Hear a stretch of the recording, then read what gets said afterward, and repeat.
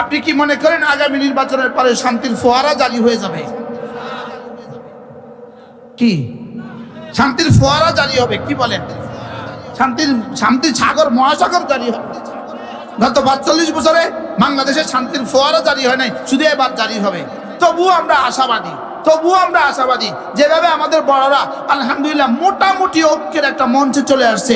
আগামী নির্বাচনে যদি বাংলাদেশের ইসলামের ক্যান্ডিডেট যদি একটা হয়, বক্স যদি একটা হয়, ক্যান্ডিডেট একজন বক্স যদি একটা হয়, সে আমাদের এই ৮ দলের যে কোনো ব্যানারের মধ্যে হোক, যদি এর বাইরে আল্লাহ করে যদি ৮ দল একসাথে হয়ে যদি ইসলামের ব্যানারে আসে, একজন আসে, এর বাইরে ভোট দেওয়া উম্মতে মুসলিমার জন্য জায়েজ হবে। কি বুঝালাম? বুঝেন না কিছুই? কি বলছি বলেন? এতদিন তো প্রশ্ন ছিল আপনারা নাই আমরা কি করতাম, এখন তো আর এই প্রশ্ন হবে না। এবার দেখা যাবে কার কার ইমানের পরীক্ষা কত। কি ভাই, আল্লাহ আমাদের সামনে একজন ক্যান্ডিডেট একটা বক্স নিয়ে একজন ইসলামের প্রার্থী আসার ব্যবস্থা করে দেন। কি ভাই, রাগ করছেন নি কেউ? আল্লাহ আমাদের সবাইকে তৌফিক দান করেন। কি কইছি কোন? মাশাআল্লাহ। আমরা কয় বক্স চাই বলেন? যদি এক বক্স আসে ইনশাআল্লাহ এক বক্স আসলে ইনশাআল্লাহ সিল মারবেন তো ইনশাআল্লাহ? কি কইছি আপনারা? হ্যাঁ, সমষ্টিগত এক বক্স বলেন ইনশাআল্লাহ। একটাবার আমরা একটু চেষ্টা করে দেখি, আমরা একটু কি করে দেখি না? আমরা একটাবার চেষ্টা করে দেখি না? কমপক্ষে ইমানের প্রশ্নে আপোষ নাই বলেন? ইমানের প্রশ্নে কি নাই বলেন? কমপক্ষে ইমানের প্রশ্নে আপোষ নাই, ইসলামের প্রশ্নে আপোষ নেই বলেন ইনশাআল্লাহ। লেকিন এরপরেও এই সমাজ ব্যবস্থা বিনির্মাণের জন্য যতক্ষণ না দেশের প্রতিটা মানুষকে ফরজে আইন শিখাবেন ততক্ষণ পর্যন্ত দেশে শান্তি কেমনে আসবে? ও সব পারে, লেকিন ফরজে আইন পারে না। ও কি করবে? কি পারবে? ও কি করবে? ও সূরা ফাতিহা জানা নাই। আমাদের নেতাদের বিসমিল্লাহ শুনলে বোঝা যায় না ওদের সূরা ফাতিহার হালত কি? হ্যাঁ, কি? সালাম আলাইকুম।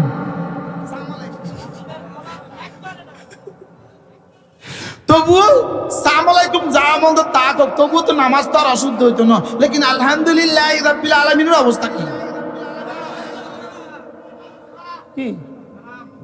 তাহলে তার বিসমিল্লাহ দেখে বোঝা যায় না তার নামাজের হালত কি? তো তার নামাজের যে হালত, এই হালত সে আমার জন্য কি করবে? তার নিজের জীবনের ঠিক নেই, সে আমার জীবন কেমনে ঠিক করবে? কি ভাই, কি বলছি বলেন? এই জন্য তালিমুদ্দিন লাগবে না বলেন? এবার বুঝে থাকলে বলুন তো দেখি, দিন শিখবে কে? আমি, তুমি? আচ্ছা, আপনার ছেলেকে আপনি বানালেন, নিশ্চয়ই এটা অনেক বড় পুরস্কার। আল্লামা ইবনুল কাইয়িম আল-জাওজিয়্যা আলাইহিস রাহমাতুল্লাহ তিনি বলেন, যার প্রতিটা বর্তমান দামি তার পুরা অতীত দামি। যার প্রতিটা বর্তমান দামি তার কি? পুরা অতীত দামি। অতীত কি জিনিস? অতীত হলো কতগুলো বর্তমানের চলে যাওয়া। বলেন, আপনার আর আমার জীবনে কত নিঃশ্বাস চলে গিয়ে অতীত হয়েছে? এবার সামনে কত নিঃশ্বাস বাকি আছে? সামনে আর কত নিঃশ্বাস বাকি আছে জানা নাই। এজন্য এক হাদিসে রাসূল করিম সাল্লাল্লাহু তাআলা আলাইহি ওয়াসাল্লাম ইরশাদ করেন, কুল্লু নাফাসি ইবনে আদম, প্রতিটা বান্দা, প্রতিটা বনি আদমের প্রতিটা নিঃশ্বাস তুকতাব লেখা হয়ে যায়। প্রতিটা বনি আদমের প্রতিটা নিঃশ্বাস লেখা হয়ে যায়। ইম্মা ফি তাআতিন ওয়া ইম্মা ফি মাসিয়াতিন, হয়তো তাআতের মধ্যে লেখা হয়ে যায় অথবা মাসিয়াতের মধ্যে লেখা হয়ে যায়। 3 নাম্বার কোনো রেজিস্টার নাই। রেজিস্টার কয়টা বলেন? 2টা। রেজিস্টার কয়টা? কি? নেকির রেজিস্টার আর কি? গুনাহের রেজিস্টার। নেকির রেজিস্টার, গুনাহের রেজিস্টার। প্রতিটা নিঃশ্বাস হয়তো নেকির রেজিস্টারই লেখা হয় অথবা গুনাহের রেজিস্টারে লেখা হয়। প্রতিটা নিঃশ্বাস কোথায় লেখা হয় বলেন? আপনার প্রতিটা দৃষ্টি হয়তো নেকির রেজিস্টারে লেখা হয় অথবা গুনাহের রেজিস্টারে লেখা হয়। প্রতিটা হাতের নাড়াচাড়া আপনার হয়তো নেকির রেজিস্টারে লেখা হয় অথবা গুনাহের রেজিস্টারে লেখা হয়। 3 নাম্বার কোনো রেজিস্টার নাই। 3 নাম্বার কোনো রেজিস্টার কি নাই। তাহলে আমার প্রতিটা নিঃশ্বাসকে আমি দামি বানাবো কি দিয়া? প্রতিটা বিন্দুকে আমি দামি বানাবো কি দিয়া? প্রতিটা বিন্দুকে দামি বানাবার যে ইবাদত, এটার নাম হলো জিকরুল্লাহ। বলেন, প্রতিটা বিন্দুকে দামি বানাবার ইবাদতের নাম কি? বলেন, আল্লাহ তাআলার জিকির হলো প্রতিটা বিন্দুকে দামি বানাবার ইবাদত। আপনি আপনার ঘরে যদি ডিজিটাল ঘড়ি থাকে, আপনি ডিজিটাল ঘড়ির দিকে তাকিয়ে থাকেন, সেখানে যদি সেকেন্ড, মিনিট আর কি থাকে, ঘন্টার পয়েন্ট থাকে, সেখানে যদি ডিজিট উঠতে থাকে সেকেন্ড, এরপরে মিনিট, এরপরে ঘন্টা, আপনি সেকেন্ডের দিকে তাকিয়ে তাকিয়ে যদি জিহ্বা নাড়তে থাকেন, দেখবেন কালিমায়ে তৈয়বা 3 সেকেন্ডের আগে হয়ে যায়। আমি আমার চোখে দেখা অভিজ্ঞতা থেকে বলছি, 3 সেকেন্ডের আগে একবার কালিমায়ে তৈয়বা হয়ে যায়, আর একবার কালিমায়ে তৈয়বা 10 দুনিয়া বরাবর জান্নাত। এবার বলুন তো, আপনার আর আমার জীবনের এক সেকেন্ডের দাম কত? সবাই অনেক বলে না। আপনার জীবনের এক সেকেন্ডের দাম কত? তাহলে আমি আর আপনি জীবনের প্রতিটা সেকেন্ডকে দামি বানাবার জন্য রাস্তা কি? আবার বলেন, কি রাস্তা? এবার জিকির দামি হবে কি দ্বারা? জিকির দামি হবে সিফতে ইহসান দ্বারা। সুবহানাল্লাহ। জিকির দামি হবে কি দ্বারা? সিফতে ইহসান দ্বারা। একটা হলো জিকির করা, একটা হলো জিকির করা, একটা হলো সিফতে ইহসানের সাথে জিকির করা। সিফতে ইহসানের সাথে জিকির করা, হযরত মাওলানা হাফিজুর রহমান সিদ্দিকী দামাত বারাকাতুম আপনাদেরকে এই আয়াতে বোঝাবার চেষ্টা করেছে। ওয়া ইন্নাল্লাহা লামাআল মুহসিনিন। মূলত মুহসিনিন শব্দের অর্থ কি? মুহসিনিন শব্দের অর্থ হলো যারা না সিফতে ইহসানের উপরে উঠে। সুবহানাল্লাহ বলেন। এজন্য লিল্লাযীনা আহসানুল হুসনা ওয়া জিয়াদা, কোরআনে কারীমে এক আয়াতের মধ্যে আল্লাহ তাআলা বলেন লিল্লাযীনা আহসানু, লিল্লাযীনা আহসানু, পড়েন তো, আল হুসনা ওয়া জিয়াদা। আল্লাহ তাআলা বলেন যারা না আহসানু করেছে, বলেন যারা কি করেছে? বলেন। এখানে বাংলা, আমাদের বাংলা কোরআনে কারীমের তরজমার মধ্যে অথবা বিভিন্ন বাংলা কিতাবের মধ্যে আহসানুর একটা তরজমা লেখে। কি লেখে? যারা সৎকর্ম সম্পাদন করেছে। কিন্তু আহসানুর তরজমা সৎকর্ম সম্পাদন নয়। যদি আহসানুর তরজমা হয় সৎকর্ম সম্পাদন করেছে, তাহলে ও আমিলুস সালিহাতের তরজমা কি হবে? কি? তাহলে ইন্নাল্লাযীনা আমানু ওয়া আমিলুস সালিহাত, যারা ঈমান এনেছে এবং সৎকর্ম সম্পাদন করেছে, এখানে হলো যারা নেকামল করেছে। তাহলে ঈমান এনেছে, নেকামল করেছে, তাইলে বোঝা গেছে আহসানুর ভিন্ন কোনো তরজমা আছে। আহসানুর তরজমা হলো যারা ঈমান এনেছে এবং আমলে সালেহ করেছে, সাথে সাথে সিফতে ইহসানের উপর উঠছে। কিসের উপর উঠছে? বলেন, সিফতে ইহসান। এবার প্রশ্ন করবেন, হুজুর সিফতে ইহসান কি? সবাই এক বাক্যে বলেন তো, সিফতে ইহসান কি? আবার বলেন, প্রশ্নটা কি হইতে পারে? এবার দেখছেন নি কয় না? আবার বলেন, মাদ্রাসাওয়ালারা ছাড়া অন্যরা বলেন। আবার বলেন, সিফতে ইহসান যদি হয়ে যায়, সিফতে ইহসান হয়ে গেলে হইতে পারে ইনি নামাজ পড়ছে, ইনি পাবে 27, ইনি সিফতে ইহসানের সাথে নামাজ পড়ে ইনারটা হয়ে গেছে 27 লাখ। ইনি সিফতে ইহসানের সাথে নামাজ পড়ে ইনারটা হয়ে গেছে 27 কোটি, ইনারটা হয়ে গেছে 27,000 কোটি, ইনারটা হয়ে গেছে 27 লাখ কোটি, ইনারটা হয়ে গেছে 27 কোটি কোটি। এবার বলুন তো দেখি, ইবাদতের মধ্যে তাফাদুল হয় কেন? ইবাদতের মধ্যে ব্যবধান হয় কি দিয়া? ইবাদতের মধ্যে ব্যবধান হয় সিফতে ইহসান দিয়া। সুবহানাল্লাহ বলেন। তাহলে আপনি আর আমি কি ইবাদতের মধ্যে ব্যবধান করতে চাই না? চাই না। আচ্ছা, আমার এই মোবাইলটা যদি বিশ্ব রোডে বিক্রি করে তাহলে 1000 টাকা, কুমিল্লা নিয়ে বিক্রি করলে 2000 টাকা। কে বিশ্ব রোডে বিক্রি করবে? ঢাকা নিয়ে বিক্রি করলে 7000 টাকা। কে এবার কুমিল্লা বিক্রি করবে? তাহলে আমি কি চাই? আমার প্রত্যেকটা দ্রব্যের মাল, আমার প্রত্যেকটা দ্রব্যের দাম বাড়ুক, এটা আমি চাই কি চাই না? বলেন। তাহলে আমাকেও তো চাওয়া উচিত। আমার জীবনে 70 বছর, আমার 70 বছর আমি 10 নম্বর করে পাইতাম কেন? আমার প্রতিটা মিনিট আমি 10 নম্বর করে পাইতাম কেন? আমার প্রতিটা সেকেন্ড আমি 10 নম্বর করে পাইতাম কেন? আমার 10টা আমি 10,000 কোটি বানাবো। কি হয়? আমরা কি বানাবো? বলেন। শুধু 10,000 কোটি বানাবো না, 10 লাখ কোটি বানাবো? আরে না, 10 কোটি কোটি বানাবো। আরে না, 10 কোটি কোটি কোটি বানাবো। এবার প্রশ্ন কেমনে সম্ভব হুজুর, এটা কেমনে সম্ভব? যেই গুণের দ্বারা, যেই বৈশিষ্ট্যের দ্বারা, যেই কর্মের দ্বারা, যেই কাজটার দ্বারা আপনার ইবাদত দাম বাড়বে, ওই কাজটার নাম হলো সিফাতে ইহসান। সুবহানাল্লাহ বলেন। বলেন যেটার দ্বারা আপনার কি হবে? আপনার ইবাদতের কি হবে? দাম বাড়বে। সিদ্দিক আকবরের ইবাদতের দাম এক নাম্বার কেন? সমস্ত নবীদের পরে সিদ্দিক আকবরের দাম সবচেয়ে বেশি কেন? শুধুই সিফাতে ইহসানের কারণে। ফারুক আজম তারপরে কেন? শুধুই সিফাতে ইহসানের কারণে। হযরত ওসমান কেন? শুধুই সিফাতে ইহসানের কারণে। আলী কেন? সিফাতে ইহসানের কারণে। সাহাবা কেন? সিফাতে ইহসানের কারণে। সাহাবাদের এক মুষ্টি, এক মুদ আমাদের পাহাড়ের চেয়ে দামি কেন? সিফাতে ইহসানের কারণে। সুবহানাল্লাহ বলেন।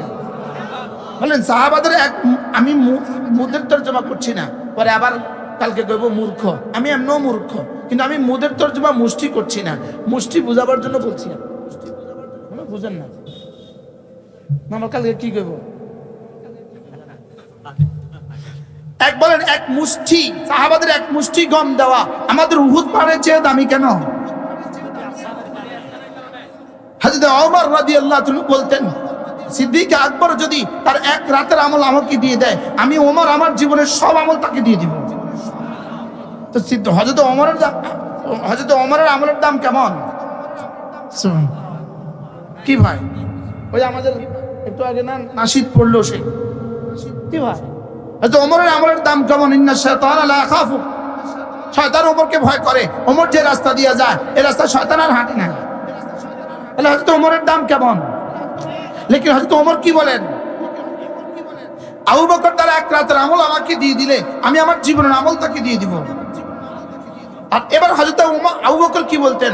আমার আপনি না, যদি কিয়ামত পর্যন্ত আনেওয়ালা গোটা উম্মতে মুসলিমা যদি তাদের জীবনের সমস্ত আমল দিয়ে দেয়, গারে সওরের এক মুহূর্তের আমল, যেদিন রব আমাকে বলেছিলেন ইয ক্বালা লি সাহিবি লা তাহজান, এই সেকেন্ডের আমল আমি পৃথিবীর সমস্ত মুমিনকেও দিব না। সুবহানাল্লাহ বলেন। কি ভাই, তাইলে বোঝা গেছে দাম বাড়ে কি দিয়া? আবার বলেন কি দিয়া? এখন একজনের কাছে মূল কাঠ নাই, মূল ইট লাগাইছে 14 নম্বরিয়া, উপরে দিয়া ইটালির টাইলস লাগাইছে। এটা হবে কি? এটা হবে? ভিতরে লাগাইছে 14 নম্বরের ইট, উপরে লাগাইছে ইটালির টাইলস, ঠিক বনি বেশি দিন। তাহলে বোঝা গেছে আরো কিছু লাগবে। এক নম্বরে আমার বাহিরেরটা ঠিক হবে, 2 নম্বরে আমার ভিতরেরটা ঠিক হবে। যদি বাহিরেরটা ঠিক না হয়, ভিতরেরটা যদি 100 হয়, নাম্বার মিলবে না। যেমন ধরেন একজনে মহাব্বতের সাথে পড়ছে 100 সিফাতে ইহসানের সাথে পড়ছে, লেকিন পড়ছে আলহামদুলিল্লাহি রাব্বিল আলামিন। বুঝে বলেন, এবার সেই নম্বর কত পাবে? 0 পাবে। 0 আগে কি বানাও? আগে দেয়াল বানাও, পরে রং লাগাও। আগে ফার্নিচার বানাও, পরে রং লাগাও। আগে ইবাদতের বডি বানাও, পরে সিফাতে ইহসান লাগাও। ইবাদতের বডি তৈরি হয় মাদ্রাসায়। সুবহানাল্লাহ বলেন। ইবাদতের বডি তৈরি হয় কোথায় বলেন? আর ইবাদতের বডি তৈরি হয় মাদ্রাসায়। ইবাদতের সাথে সিফাতে ইহসানের রং লাগে কোনো না কোনো আল্লাহ ওয়ালাদের সোহবতের বরকত। কি ভাই বুঝাতে পারছি আমি? বলেন ইবাদতের বডি তৈরি হয় কোথায়? মাদ্রাসায়। আপনি মাদ্রাসায় যাবেন না, আপনার ইবাদতের বডি তৈরি হয়ে যাবে। এটা কেমন জানেন? এটা হলো মাদার গাছ থেকে আপনি আঙ্গুর যেদিন পাবেন, মাদ্রাসা না দিন। কি মাদার গাছ থেকে আঙ্গুর পাবেন কোন দিন?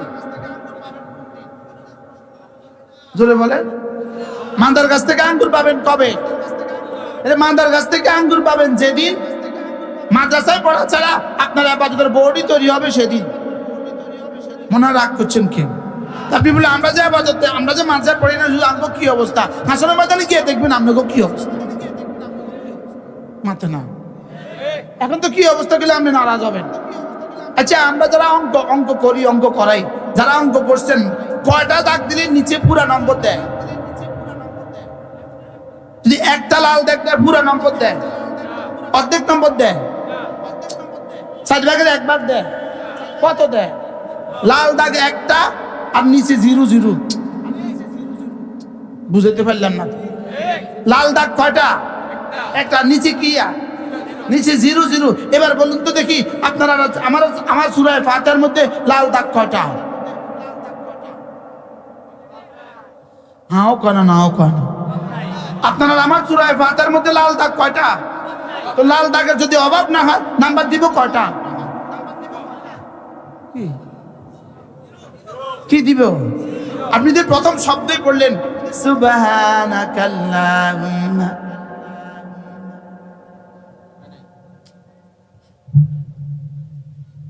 প্রথম শব্দ কি পড়লেন আপনি? সুবহা কোন না সুবহা। আপনার তো এখানে লাল দাগ দিছে, লাল দাগ, লাল দাগ দেওয়া শুরু হয়েছে। লাল দাগ দিতে প্রতিটা শব্দ শব্দ লাল দাগ দিছে, আপনার নাম্বার কত দিবে? হ্যাঁ, এই জন্য সময় থাকতে ঠিক করেন। আমি বলি কোরআন পড়বে কে কে, কোরআন শুদ্ধ করবে কে কে? আমি তুমি সে বলেন, সবাই বলেন না, সবাই দেখান আমি, বলেন আমি, তুমি, সে। এবার ঘরে গিয়ে বলবেন শুনো আজকে ওয়াজে শুনছি কোরআন ঠিক করতে হবে আমি। 2 নাম্বার বিবিকে বলবেন তুমি, 3 নাম্বার ওরা বাচ্চারা। বলেন কোরআন কে কে ঠিক করবে বলেন, আবার বলেন কে কে, আরো জোরে বলেন কে কে। এবার আমি কে? আমি যদি রিক্সাওয়ালা হই আমিও কোরআন ঠিক করব, আমি যদি সিএনজি ওয়ালা হই আমিও কোরআন ঠিক করব, আমি যদি ডিসি হই আমিও কোরআন ঠিক করব, আমি যদি উপদেষ্টা হই আমিও কোরআন ঠিক করব, আমি যদি প্রধানমন্ত্রী হই আমিও কোরআন ঠিক করব। সে যদি রিক্সাওয়ালা হয় সেও কোরআন ঠিক করবে, সে যদি উপদেষ্টা হয় সেও কোরআন ঠিক করবে। এবার বলুন তো দেখি কোরআন ঠিক করবে কে কে? আরো জোরে তুমি, তুমি কে কে? যা আছে। এবার সে কে কে? যা আছে। এবার আমি কে কে? আমরা আগে একটা শব্দ বলতাম, আমরা আগে বলতাম ভাই নিজের 2টা ছেলে থাকলে একটাকে কোরআন পড়াও, 2টো বাচ্চা থাকলে একটাকে কোরআন পড়াও। আমি বলতাম, আমি এখন আমার বুঝা আসতেছে, আমরা যখন এই বক্তব্য দিতাম তখন রব্বে কারীম যেন বলতেন তুই আমার তামিম রে, তুই আমার তামিম রে তাকসিস করলি কেন? আমি করছি সকলের জন্য, তুই এটারে একজনের লাই করলি কেন? এবার বলেন তো দেখি কোরআন পড়বে কে কে? তাহলে আমাদের বাচ্চারা যারা মাদ্রাসা করে শুধু ওরা কোরআন পড়বে কেন? ওদের আব্বাও কোরআন পড়বে, ওদের আম্মাও কোরআন পড়বে। কি ভাই বলেন কোরআন পড়তে হবে কে কে বলেন? তাহলে ডক্টর ইউনূস তাকেও কোরআন পড়তে হবে। কি ভাই কে কে কোরআন পড়বে কে কে বলেন? আমি তুমি সে। তাহলে আমাদের প্রাণের দাবি, আমাদের প্রাইমারি স্কুলের প্রতিটা বাচ্চা কোরআনে কারীম শিখতে হবে, আমাদের হাই স্কুলের বাচ্চারা কোরআনে কারীম শিখতে হবে, আমাদের কলেজের বাচ্চারাও কোরআনে কারীম শিখতে হবে, আমাদের ইউনিভার্সিটির স্টুডেন্টরা তারাও কোরআনে কারীম শিখতে হবে, আমাদের পুলিশ প্রশাসন, পুলিশের প্রতিটা সদস্য তারাও কোরআন শরীফ শিখতে হবে, আমাদের সেনাবাহিনীর প্রতিটা সদস্য তারাও কোরআন শরীফ শিখতে হবে, আমাদের সিভিল প্রশাসন তারাও কোরআন শরীফ শিখতে হবে, সুইপার থেকে সচিব সকলকেই কোরআন শরীফ শিখতে হবে। বলেন কোরআন শরীফ শিখবে কে কে বলেন? এবার শের মধ্যে কে কে পড়ে? কি? তাহলে কোরআন শরীফ শিখতে হবে কাকে কাকে? বলেন আমাকে, বলেন আমাকে, তোমাকে, তাকে। এখন আপনারা যারা আছেন, বয়স্ক যারা আছেন, আপনারা কোথায় শিখবেন? এই জন্য প্রত্যেকটা মাদ্রাসার সাথে ইনশাআল্লাহ পরিকল্পনা চলছে, ইনশাআল্লাহ প্রত্যেকটা মাদ্রাসার সাথে বড়দের তালিমের ব্যবস্থাও চালু হবে। হযরত মাওলানা আব্দুল মালিক হাফিজাহুল্লাহ খতিব বাইতুল মুকাররমের খতিব আলহামদুলিল্লাহ তিনি মিশন চালু করেছেন যে প্রত্যেকটা মাদ্রাসার সাথে যেভাবে আমাদের মাদ্রাসা 1 ক্লাস 1 2 3 আছে, আমাদের মাদ্রাসা নুরানি প্রথম দ্বিতীয় তৃতীয় জমাত আছে, ইয়াজদাউন দাউম সুহারাম সুয়াম আছে, সব যেভাবে আছে এভাবে আরেকটা শোভা বা কায়দা চালু হবে, যেই শোভা হবে তালিমউদ্দিন, যেই শোভা এই উম্মতের প্রতিটা শ্রেণী যে যখন সময় দেয় তখন ওই সময়ে তাকে এখানে দ্বীন শেখানো হবে। কি ভাই কেমন হবে? ইনশাআল্লাহ প্রাইমারি স্কুলের মাস্টার ইনি তো তার স্কুলে যান সকাল 10টা থেকে 4টা, তাহলে বাকি সময় ইনি ফ্রি আছেন, বাকি সময় ইনি সকালের সময় অথবা রাতের সময় যখন তিনি সময় পান তিনি এখানে পড়তে আসবেন। তাহলে প্রতিটা সমাজের প্রতিটা মানুষ এখানে কোনো না কোনো সময় পড়তে আসবে। কেমন হবে এই উদ্যোগ নিলে বলেন? কেমন হবে? সুন্দর হবে কিনা বলেন? ইনশাআল্লাহ ইনশাআল্লাহ। ইতিমধ্যে আমাদের বড়ুরা মাদ্রাসা শুরু হয়ে গেছে, আর ইনশাআল্লাহ আমরা আমাদের কুমিল্লা, আমরা আমাদের সুদর্ণপুরও শুরু করে দিব ইনশাআল্লাহ। বলেন ইনশাআল্লাহ, বলেন ইনশাআল্লাহ। যদি দয়াপুরও এটা শুরু করে কেমন হবে? তালিমউদ্দিন, বয়স্কদের দিন শিখার ব্যবস্থা, শিখার কোনো বয়স নাই, প্রতিটা বয়সের মানুষ এখানে আসবে ইনশাআল্লাহ। আমি প্ল্যান বানাচ্ছি আমার তালিমউদ্দিন শোভায়, আমার তালিমউদ্দিন শাখায় যারা 60-এর উপরে বয়স হবে 50-এর উপরে বয়স হবে, আমি এদের জন্য ভাতা ঠিক করব। ভাতা, আল্লাহ যদি আমার বাঁচায় রাখে, আমি এদের জন্য ভাতা ঠিক করব। প্রতিদিন আধা ঘন্টা করে পড়বে, ইনি 20 মিনিট পড়বে, ইনি 30 মিনিট পড়বে, প্রতিদিন হাজিরা দিবে, মাস শেষে এদেরকে বেতন দিব ইনশাআল্লাহ। বলেন ইনশাআল্লাহ। আমরা আমাদের সব কাজ করতে পারলে এটা পারবো না কেন? সমাজের প্রতিটা মানুষকে যতক্ষণ পর্যন্ত আমি দিন না শিখাবো, ততক্ষণ পর্যন্ত এই সমাজে শান্তি ফিরে আসার আর কোনো রাস্তা নেই। আপনি কি মনে করেন আগামী নির্বাচনের পরে শান্তির ফোয়ারা জারি হয়ে যাবে? কি শান্তির ফোয়ারা জারি হবে? কি বলেন? শান্তির সাগর, মহাসাগর জারি হবে। গত 45 বছরে বাংলাদেশে শান্তির ফোয়ারা জারি হয় নাই, শুধু এবার জারি হবে। তবুও আমরা আশাবাদী, যেভাবে আমাদের বড়রা আলহামদুলিল্লাহ মোটামুটি ঐক্যের একটা মঞ্চে চলে আসছে। আগামী নির্বাচনে যদি বাংলাদেশের ইসলামের ক্যান্ডিডেট যদি একটা হয়, বক্স যদি একটা হয়, ক্যান্ডিডেট একজন বক্স যদি একটা হয়, সে আমাদের এই 8 দলের যে কোনো ব্যানারের মধ্যে হোক। যদি এর বাইরে আল্লাহ করে যদি 8 দল একসাথে হয়ে যদি ইসলামের ব্যানারে আসে, একজন আসে, এর বাইরে ভোট দেওয়া উম্মতে মুসলিমার জন্য জায়েজ হবে। কি বুঝালাম? বুঝেন না কিছুই? কি বলছি বলেন? এতদিন তো প্রশ্ন ছিল, আপনারা নাই আমরা কি করতাম, এখন তার এই প্রশ্ন হবে না। এবার দেখা যাবে কার ইমানের পরীক্ষা কত। কি ভাই, আল্লাহ আমাদের সামনে একজন ক্যান্ডিডেট, একটা বক্স নিয়ে একজন ইসলামের প্রার্থী আসার ব্যবস্থা করে দেন। কি ভাই, রাগ করছেন নি কেউ? আল্লাহ আমাদের সবাইকে তৌফিক দান করেন। কি কইছি কোন? মাশাআল্লাহ। আমরা কয় বক্স চাই বলেন? যদি এক বক্স আসে ইনশাআল্লাহ এক বক্স আসলে ইনশাআল্লাহ সিল মারবেন তো ইনশাআল্লাহ? কি কইছি আপনারা? হ্যাঁ, সমষ্টিগত এক বক্স বলেন ইনশাআল্লাহ। একটাবার আমরা একটু চেষ্টা করে দেখি, একটাবার আমরা একটু কি করে দেখি না, আমরা একটাবার চেষ্টা করে দেখি না। কমপক্ষে ইমানের প্রশ্নে আপোষ নাই। বলেন ইমানের প্রশ্নে কি নাই? বলেন কমপক্ষে ইমানের প্রশ্নে আপোষ নাই, ইসলামের প্রশ্নে আপোষ নাই। বলেন ইনশাআল্লাহ, বলেন ইনশাআল্লাহ। লেকিন এরপরেও এই সমাজ ব্যবস্থা বিনির্মাণের জন্য যতক্ষণ না দেশের প্রতিটা মানুষকে ফরজে আইন শিখাবেন ততক্ষণ পর্যন্ত দেশে শান্তি কেমনে আসবে? আচ্ছা, ও সব পারে লেকিন ফরজে আইন পারে না, ও কি করবে? কি পারবে ও কি করবে? ও আচ্ছা, ও সূরা ফাতিহা জানা নাই। আমাদের নেতাদের বিসমিল্লাহ শুনলে বোঝা যায় না ওদের সূরা ফাতিহার হালত কি? হ্যাঁ,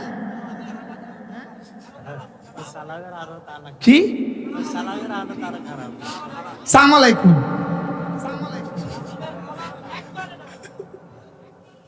তবুও সালাম আলাইকুম যা বলতো তা হোক, তবুও তো নামাজ তো আর অশুদ্ধ হইতো না। লেকিন আলহামদুলিল্লাহ রাব্বিল আলামিনের অবস্থা কি? তাহলে তার বিসমিল্লাহ দেখে বোঝা যায় না তার নামাজের হালত কি? তো তার নামাজের যে হালত, এই হালত সে আমার জন্য কি করবে? তার নিজের জীবনের ঠিক নেই, সে আমার জীবন কেমনে ঠিক করবে? কি ভাই, কি বলছি বলেন? এই জন্য তালিমুদ্দিন লাগবে না বলেন? এবার বুঝে থাকলে বলুন তো দেখি, দিন শিখবে কে? আমি, তুমি। আচ্ছা, আপনার ছেলেকে আপনি বানালেন, নিশ্চয়ই এটা অনেক বড় পুরস্কার, অবশ্যই পুরস্কার। লেকিন আপনার যে সূরা ফাতিহা ঠিক নেই, এটা ছেলে কাফারা কদ্দুর দিব? বুঝতে পারলাম না তো না। এই কথা জীবনে আজকে প্রথম শুনছেন, আর শুনেন নাই কোনোদিন। আপনার সূরা ফাতিহা ঠিক নাই, আপনার ছেলের সূরা ফাতিহা ঠিক আছে, ছেলে আপনারটা কাফারা কেমনে দিব? আমার একটু বুঝান। কোন না মোহনা, কোন কোনো ব্যবস্থা আছে? কোনো ব্যবস্থা আছে? আচ্ছা, আপনার স্ত্রী খাইলো, আপনি খাইলেন না, পেট ভরবে। ছেলেরা খাইলো, আপনি খাইলেন না, পেট ভরবে। এখানে যদি পেট না ভরে, ওর সূরা ফাতিহা শুদ্ধ আছে, আমারটা শুদ্ধ নয়, আমার নামাজ কেমনে হবে? তাহলে কাকে ঠিক করতে হবে বলেন? আমি, তুমি, সে। আল্লাহ আমাদের সবাইকে তৌফিক দান করেন। আমাদের আব্দুল মালিক হাফিজাহুল্লাহ কত বড় আলিম দ্বীন বাংলাদেশের জন্য। আলহামদুলিল্লাহ, আমি বলবো এই সরকারের সবচেয়ে বড় সফলতা বাইতুল মুকাররমের খতিব আব্দুল মালিক হাফিজাহুল্লাহ। কি বল? এই সরকারের সবচেয়ে বড় সফলতা কি বলেন? বাইতুল মুকাররমের খতিব কাকে বানিয়েছে? হযরত মাওলানা আব্দুল মালিক হাফিজাহুল্লাহ বাইতুল মুকাররমের খতিব। এটা এই সরকারের সবচেয়ে বড় সফলতা। এটা 5 আগস্টের পরে বাংলাদেশের জন্য সবচেয়ে বড় পুরস্কার। আল্লাহ হুজুরকে ইস্তেকামতের সাথে মওত পর্যন্ত এই দায়িত্ব পালনের তৌফিক দান করেন। আমি বলবো এই দায়িত্ব নয়, এখান থেকে যেন আল্লাহ তাআলা হযরতকে আমিরুল মুমিনিন হিসেবে কবুল করেন। হযরতের এক চিন্তা চেতনা, উম্মতের প্রতিটা মানুষ যেন কমপক্ষে ফরজে আইন ওয়ালা হয়ে যায়, কমপক্ষে ফরজে আইন যা যা তার উপরে ফরজে আইন এতটুকু শিক্ষা যেন একজন মুসলমানের হয়ে যায়। যেমন ধরেন একটা বর্ণ আছে হা, বলেন তো, ছাত্ররা বললো না, ছাত্ররা বলবে না, অন্যরা বলেন হা। আমাদের হযরত মাওলানা হাফেজ আব্দুল হক দামাত বারাকাতুম হুজুর বলেন যে হা বর্ণটা বলতে তোমাকে ফাঁক কদ্দুর করতে হবে, জানো যে দূর ফাঁক আল্লাহ দিয়েছে এর দূর।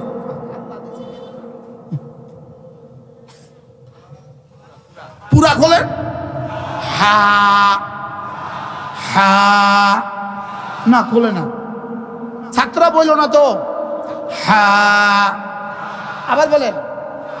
এবার দেখেন হযরত বলেন যে যদি একটা হা বর্ণটা যদি তোমার শুদ্ধ হয় তাহলে তোমার সানা শুদ্ধ, তোমার ফাতিহা শুদ্ধ, তোমার রুকু শুদ্ধ, তোমার তাসবিহ শুদ্ধ, আর সিজদা শুদ্ধ, আর তোমার তাশাহুদ শুদ্ধ।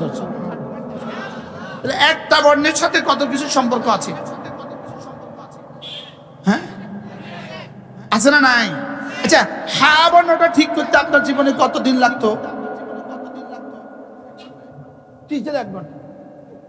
5 মিনিট। 5 মিনিটই তো আপনার জীবনে ঠিক হয়ে যেত। হরফ হলো মোট 29টা, মাখরাজ হলো 16টা। বলেন হরফ হলো কয়টা? তো 29টা হরফ মুখস্থ করতে যদি 29 দিন লাগে, মাখরাজ 16টা যদি মুখস্থ করতে 16 দিন লাগে, তো 29 আর 16 দিনে তো কত? 45 দিন, 46 দিন। 46 দিনে তো আপনার জীবনে সব ঠিক। কিন্তু আপনি জীবনে দিতে পারলেন না 45 সেকেন্ড।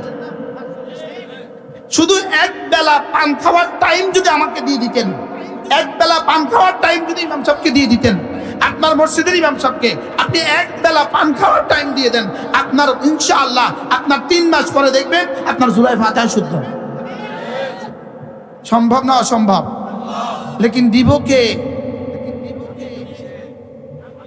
হ্যাঁ, তো আপনি আমার জিম্মেদারি নিতেছেন, আপনি এবার আপনার জিম্মেদারি নেন না।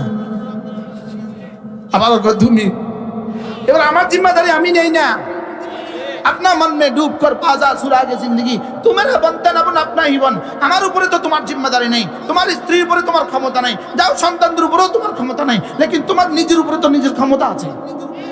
কি ভাই, তাহলে কে কে ঠিক? ওলামা একরাম হাত তুলবেন না, বাকিরা যারা আছে কে কে ঠিক করবেন হাত তোলেন, বলেন ইনশাআল্লাহ, বলেন ইনশাআল্লাহ। করবো তো ইনশাআল্লাহ। কি ঠিক করবেন?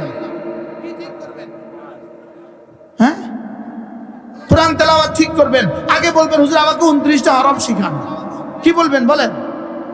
আলিফ আপনি পারেন, আলিফ সবার শুদ্ধ হয়, বা আপনার শুদ্ধ হয়, তা আপনার শুদ্ধ হয়, তাও অনেকের শুদ্ধ হয়, লেকিন কঠিন একটু হা, আইন। এই জন্য আল্লাহ বড় সুন্দর করে কালিমায়ে তয়্যিবার মধ্যে হা দেন নাই, কালিমায়ে তয়্যিবার মধ্যে আইন দেন নাই, কালিমায়ে তয়্যিবার মধ্যে কাফ দেন নাই, কালিমার মধ্যে সাদ দেন নাই, কালিমার মধ্যে যাদ দেন নাই, জ দেন নাই, ক দেন নাই। যেহেতু এগুলো আমাদের প্রতিশব্দ, বাংলাতে প্রতিশব্দ নাই, এই জন্য আমরা বাংলা ভাষাভাষীরা এগুলো বেশি একটা পারবো না। এই জন্য রব্বে কারীম কালিমায়ে তয়্যিবাকে কঠিন কোনো বর্ণ ছাড়াই বানিয়ে দিয়েছে। কি পরিমাণ সহজ করেছেন। লা ইলাহা ইল্লাল্লাহ, লা ইলাহা ইল্লাল্লাহ, লা ইলাহা ইল্লাল্লাহ। সহজ না কঠিন? এবার সময় কতক্ষণ? এবার দাম কতক্ষণ? 10 দুনিয়া বরাবর জান্নাত। সুবহানাল্লাহ বলে না। আচ্ছা এবার বলুন তো দেখি, আপনার জীবনে প্রতিদিন 100 বার পড়তে কি কি সমস্যা ছিল? হ্যাঁ, যদি একসাথে বসতে না পারেন, একসাথে 100 বার না পারেন, যান 10 টাইম মিলে 100 বার পড়েন। আল্লাহ আর কত সহজ করতে হবে। কি মাঝে মাঝে 2 মিনিট করে পড়েন, আবার এই 2 মিনিট পরে আবার কাজ করেন, এরপরে আবার পড়েন, 10 টাইম মিলে 100 বার পড়েন। যান সহজ করে দিছি, যান পড়বো তো ইনশাআল্লাহ। আমাদের হযরত মাওলানা জুলফিকার কিরায় নকশবন্দি দামাত বারাকাতুম, তিনি বলেন যে তুমি তো জীবনে টার্গেট করো, তুমি এটা করবা, এটা করবে, এটা করবা, টার্গেট করো। তিনি বলেন যে তুমি এটাও টার্গেট করো, তুমি প্রতিদিন কালিমায়ে তয়্যিবা 100 বার পড়বা, এটাও টার্গেট করো। বলেন না ইনশাআল্লাহ? বলেন ইনশাআল্লাহ। পড়বো তো ইনশাআল্লাহ। প্রত্যেকেই নিয়ত করেন যে আমি কোরআনে কারীম শুদ্ধ করবই করব। এখন তো আমাদের কথা আপনাদের কাছে একটু কষ্ট লাগে, ভাল লাগে না। অচিরেই দেখবেন যে কোরআনে কারীম পড়তে পারে না, যে কোরআনে কারীমের হা আইন আর কাফ সাদ আর দাদ যারা পারে না, যারা সূরা ফাতিহা, সূরা ইখলাস, সূরা ফালাক আর নাস কমপক্ষে 10টা সূরা, 4টা সূরা যারা বিশুদ্ধ পারে না, হাসরের ময়দানে এদেরকে রব মানুষ বলেও পরিচয় দিবে না। আপনি তো মনে করছেন আপনি আল্লাহর ওলি গেছেন না। আমাদের মাওলানা আনিস বড় সুন্দর বলে, সে বলে হাসরের ময়দানে যখন জিজ্ঞেস করবে এই কোরআন পড়লে না কেন, তো তুমি উত্তরে বলবা আমার আব্বা আম্মা আমাকে শিখায়নি। সে তো অনেক সুন্দর করে, আমি যারা তো পারি না, আব্বা আম্মা আমাকে শিখায়নি। বলবে এই জানোয়ার, তোর আব্বা আম্মা তো তোর তো অনেক কিছু শিখায়নি, তো তুই শিখছিস কি লিগা? পল্লী বিদ্যুতের পল্লীর উপরে উঠে কাজ করে না? কোন মা তারে এই পল্লী বিদ্যুতের এই পল্লীর উপরে উঠানো শিখেছে? মাতে না। কে শিখেছে তারে? কোন মা তারে অটো চালানো শিখেছে? তুমি তোমার নিজের প্রয়োজনে তো পৃথিবীর হাজারো কিছু তুমি শিখতে পারলে, তো নিজের প্রয়োজনে কোরআন কারীম শিখতে পারলে না কেন? কি ভাই, কোরআন সব শিখবো তো ইনশাআল্লাহ। বলেন হ্যাঁ, আদর করে করে তো মাশাআল্লাহ বহুতই ওয়াজ করছি। আমি একটু বেশি করে ফেলছি ওয়াজ, আদর করে করে বহুতই ওয়াজ করছি, আপনাদেরকে মাথার উপর তুলে দিছি। আপনার শুদ্ধ নাই, আমি আপনার জান্নাতে লিখে দিছি। মাথা খারাপ, বাস্তব না বাস্তব? বলেন আমি আপনাকে জান্নাতে লিখে দিছি, অথচ আপনার আপনি পড়ছেন, এমনি পড়ছেন বলেন না বাস্তব না বাস্তব? হ্যাঁ পড়েন সুবহানাল্লাহ সুবহানাল্লাহ। বাকে কলকলা করতে হয়, বাকে কলকলা করতে হয়, আওয়াজকে উপর চুপুরে ছেড়ে দিতে হয়। এবার আপনি বা সুব হয় নাই, এটাকে ছেড়ে দিতে হবে। সুব বলেন হানাল্লাহি। আল্লাহ শব্দটা এখানে পোর হবে, আগে জবর আছে জন্য পোর হবে, তাহলে এখানে আল্লাহকে মোটা করে পড়তে হবে, একালিফ টানতে হবে, এরপরে একটা হা আছে, হাটাকে বাতাসে ছেড়ে দিতে হবে। সুবহানাল্লাহ। আপনার আগেরটা পড়েন না, নতুন করে পড়েন, নতুন করে নিজেটা থেকে বের হয়ে আসেন। সুবহানাল্লাহ। বলবে দয়াপুর মাদ্রাসার 100 বর্ষের মাহফিলে আপনি আমাদেরকে সুবহানাল্লাহ শিখাইতেছেন না। আরশের মালিক কইব ওরে এখান থেকে কিসের আওয়াজ আসে দেখ। আল্লাযী খালাকাল মাউতা ওয়াল হায়াতা লিয়াবলুয়াকুম আইয়ুকুম আহসানু আমালা। রব্বুল আলামিন বলেন আমি হায়াত আর মওত কেন বানিয়েছি শুনো, শুধু দেখার জন্য কার আমল কত সুন্দর। এবার আল্লামা ইবনুল কাইয়িম আল জাওজিয়া তিনি বলেন আমল আহসান কখন হবে? দুইটা দিয়ে আহসান হয়। 1 নম্বরে বাহিরেরটা দিয়ে আহসান হয়, 2 নম্বরে ভিতরেরটা দিয়ে আহসান হয়। সুবহানাল্লাহ। বাহিরেরটাও শুদ্ধ লাগবে, ভিতরটাও শুদ্ধ লাগবে। বাহিরেরটা যদি অশুদ্ধ হয়, ভিতরেরটা যতই সুন্দর হোক নাম্বার মিলবে না। আর ভিতরেরটা যদি একটু অসুন্দর হয়, বাহিরেরটা সুন্দর হয়ে গেলে কমপক্ষে 10 নাম্বার মিলবে। ঠিক আছে না? ঠিক আছে না? যদি ভিতরেরটা একটু অশুদ্ধ হয়, বাহিরেরটা যদি 100 শুদ্ধ হয়, ইনশাআল্লাহ 10 নাম্বার মিলবে। আর যদি এই 10-এর সাথে ভিতরেরটাকে সুন্দর করতে পারেন, এই 10 কোটি হয়ে।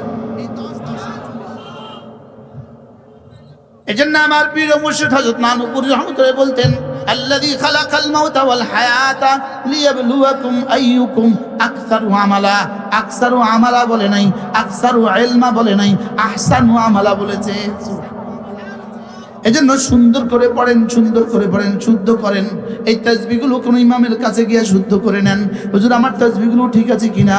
সুবহানাল্লাহ সুবহানাল্লাহ সুবহানাল্লাহ সুবহানাল্লাহ সুবহানাল্লাহ আলহামদুলিল্লাহ আলহামদুলিল্লাহ আলহামদুলিল্লাহ আলহামদুলিল্লাহ আলহামদুলিল্লাহ আলহামদুলিল্লাহ। হাকিমুল উম্মাত মুজাদ্দিদ মিল্লাত আশ-শাওয়ানা আল্লাহ মারকাদা তিনি বলতেন একবার সুবহানাল্লাহর নেকি যদি আসমান দিয়ে দুনিয়াতে ফেলে দিত, সাত আসমান জমিনের সাথে মিশে যেত। আমরা তো বুঝি নাই, বুঝবেন কখন? মরবেন যখন। বুঝবেন কখন? মরবেন যখন। সুবহানাল্লাহ সুবহানাল্লাহ সুবহানাল্লাহ। সব চোখ বন্ধ করেন, চোখ বন্ধ। সুবহানাল্লাহ সুবহানাল্লাহ সুবহানাল্লাহ সুবহানাল্লাহ সুবহানাল্লাহ সুবহানাল্লাহ। আল্লাহ নবী ইরশাদ করেন খুল্লাতান, দুটো অভ্যাস এমন আছে লাম ইয়ামাল বিহিমা আবদুম মুসলিম, কোন মুসলমান এই দুটো অভ্যাস করবে না, দুটো কাজ কোন মুসলমান করবে না, ইল্লা দাখালাল জান্নাহ, তবে যেই করবে সে সোজা জান্নাতে চলে যাবে। এবার রাসূল বলেন ওহুমা ইয়াসির, এই দুটো আমল বড় সহজ। ওয়া ইয়ামাল বিহিমা কালিল, তবে করনেওয়ালা মানুষের সংখ্যা বড় অল্প। আল্লাহ নবী বলেন এই দুটো আমল বড় সহজ, তবে করনেওয়ালা মানুষের সংখ্যা বড় অল্প। আল্লাহ নবী বলেন 5 ওয়াক্ত নামাজের পরে 10 বার পড়বা সুবহানাল্লাহ, 10 বার পড়বা আলহামদুলিল্লাহ, 10 বার পড়বা আল্লাহু আকবার। রাসূল বলেন এভাবে হবে 30 বার, 5 নামাজে হবে 150 বার। আল্লাহ নবী বলেন মুখে বলবা 150 বার, মুখে হয়ে যাবে 150 বার, মিজানে উঠে যাবে 1500 বার। একদিনে হয়ে যাবে 1500 বার, এক মাসে হয়ে যাবে 45,000 বার, এক বছরে হয়ে যাবে 5,40,000 বার, 20 বছরে হয়ে যাবে 1,40,00,000। কি এবার টাইম মিলাবো, টাইম দেখি টাইম কেমন। 10টা 56 কত? 10টা 100 ভাগ শুদ্ধ করে পড়বো, 100 ভাগ সিফাতে ইহসানের সাথে পড়বো। এমন ভাবে পড়বো যে আমার রব আমাকে দেখছেন। বলেন আমার রব আমাকে দেখছেন। আবার বলেন আমার রব আমাকে দেখছেন। তাহলে জবানে শুদ্ধ করব, দিলেও ইহসান রাখবো। জবানে শুদ্ধ করব, দিলেও ইহসান রাখবো। 10টা 57 সুবহানাল্লাহ সুবহানাল্লাহ সুবহানাল্লাহ সুবহানাল্লাহ সুবহানাল্লাহ সুবহানাল্লাহ সুবহানাল্লাহ সুবহানাল্লাহ সুবহানাল্লাহ সুবহানাল্লাহ আলহামদুলিল্লাহ আলহামদুলিল্লাহ আলহামদুলিল্লাহ আলহামদুলিল্লাহ আলহামদুলিল্লাহ আলহামদুলিল্লাহ আলহামদুলিল্লাহ আলহামদুলিল্লাহ আলহামদুলিল্লাহ আলহামদুলিল্লাহ আল্লাহু আকবার আল্লাহু আকবার আল্লাহু আকবার আল্লাহু আকবার আল্লাহু আকবার আল্লাহু আকবার আল্লাহু আকবার আল্লাহু আকবার আল্লাহু আকবার আল্লাহু আকবার। হয়ে গেল 30 বার। 10টা 57 তে শুরু করছি, এখন 10টা 58। এবার স্লোগান দেন 1 মিনিটে জান্নাত। কয় মিনিট হলো? এবার বলুন তো দোস্ত, একটু নিজের বিবেককে নিজে জিজ্ঞেস করেন আজকে কিছুটা সুন্দর হয়েছে কিনা। কি এতটা আমি তো পড়েছি ওয়াজ হিসেবে, আমি তো পড়ছি আমার শিক্ষা বসাবার লাগা, আপনারা তো ওয়াজ হিসেবে পড়েন নাই, মনে বুঝেন। আমি তো পড়ছি আমার আগামী বছর দাওয়াত দেওয়ার লাগে, আপনারা তো পড়ছেন আল্লাহর জন্য। এতটা সুন্দর করে পড়ার চেষ্টা করেছি, আমি তো পড়ছি আমারও ওয়াজের লাগে। তারপরেও সময় গেছে কতক্ষণ। এবার আমি কি বুঝাতে পারছি আমার জীবনে কত মিনিট, আমি কত জীবনের কত ঘন্টা আর কত বছর আমি লস করছি? লস করছি না বলেন না? তাহলে যার জীবনে ছুটে গেছে 10 বছর, কেমন লস হয়েছে? যার জীবনে 20 বছর ছুটে গেছে, কেমন লস হয়েছে? ছাত্ররা যারা আছো, ছোট ছাত্ররা, তোমাদের সৌভাগ্য, আলহামদুলিল্লাহ তোমরা কম বয়সে শুনে ফেলেছো। আমাদের তো দুর্ভাগ্য, আমরা পড়ছি ঠিকই, লেকিন কেউ আমাদেরকে এভাবে করতে বলে নাই। বাস্তব কি ভাই, আজ থেকে পড়বো তো। এরপরে আল্লাহ নবী বলেন দ্বিতীয় অভ্যাস হলো ঘুমাবার সময় আবার পড়বে 33 বার, আবার পড়বে 33, 34 বার। রাসূল বলেন এভাবে হবে 100 বার, মিজানে উঠে যাবে 1000 বার। তাহলে আগে হলো 1500, এখন হলো 1000, মোট কত হলো? 2500।